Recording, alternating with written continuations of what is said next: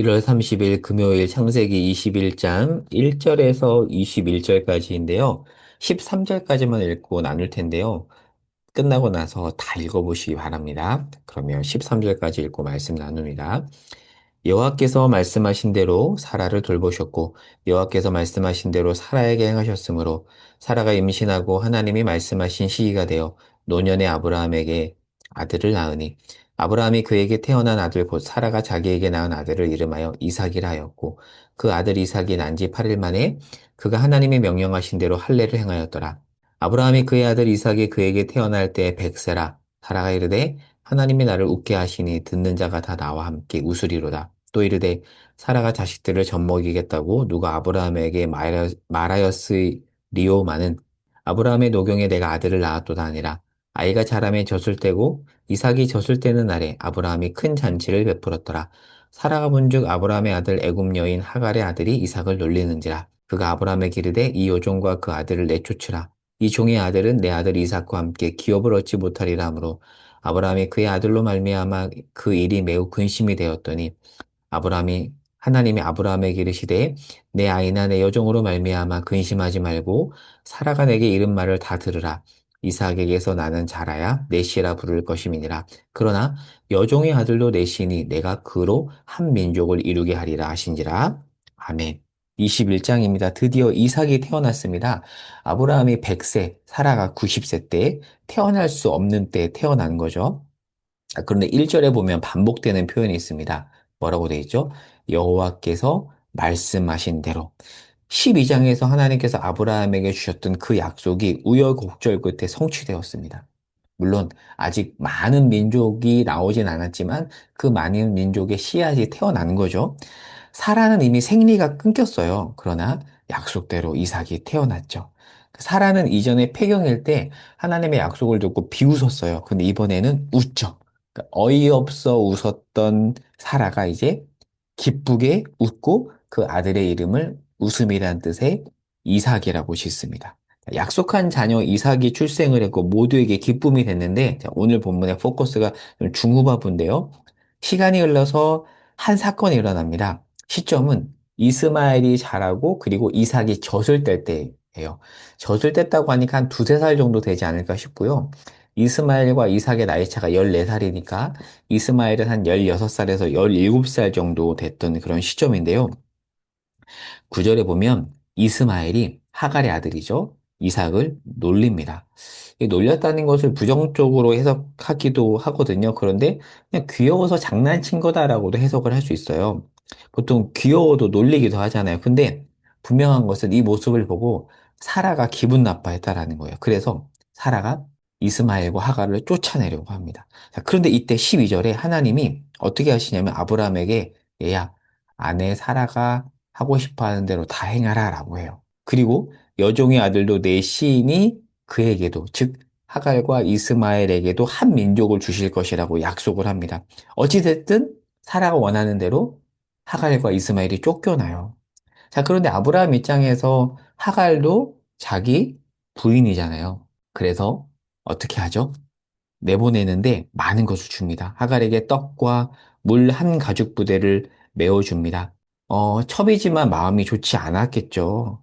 그러나 하나님이 하라고 하시니까, 왜 하나님은 사라 원하는 대로 하라고 했으니까 어쩔 수 없이 내보냅니다.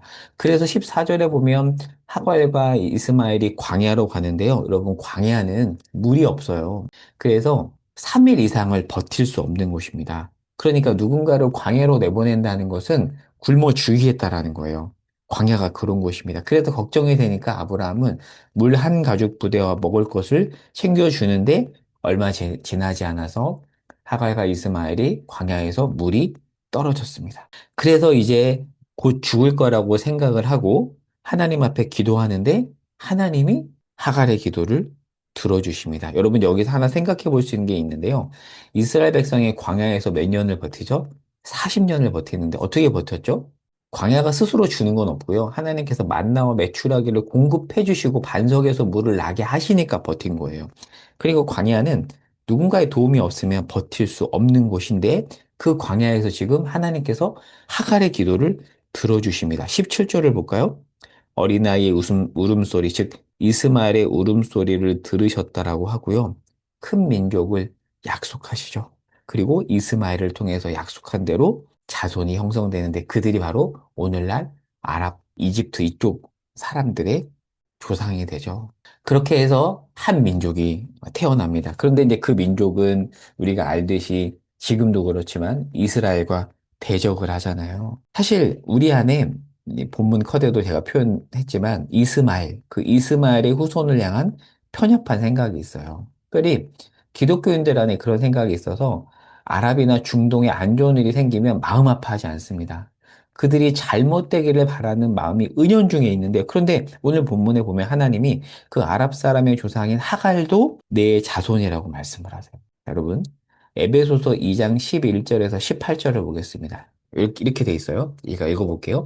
그러므로 생각하라 너희는 그때 육체로는 이방인이요 손으로 육체행한 할례를 받은 무리라 칭하는 자들로부터 할례를 받지 않은 무리라 칭함을 받는 자들이라. 그때 너희는 그리스도 밖에 있었고 이스라엘 나라 밖의 사람이라 약속의 언약들에 대하여는 외인이요 세상에서 소망이 없고 하나님도 없는 자였대요. 바울이 에베소 교회 이방인들 중심이었거든요. 그들에게 야 너희가 원래는 외인이었잖아. 그런데 예수를 믿고 지금 이 안으로 들어왔지라고 이야기를 하고 있습니다. 우리도 마찬가지 아닌가요? 우리도 언약에 있어서 외인이었습니다. 그런데 그런 이들이 언약 안에 들어올 수 있었던 이유는 뭐죠? 단 하나입니다. 예수 그리스도입니다. 예수 그리스도 안에서 그리스도의 피로 가까워진 거죠. 여러분, 아랍 사람도 마찬가지입니다. 우리가 외면하고 싶고 버림받았으면 좋았겠다라고 생각되는 그 아랍 민족, 하갈과 이스마엘의 후손도 하나님이 택한 백성이요. 하나님의 자손입니다. 그리고 그들의 자리가 사실 우리의 자리였어요.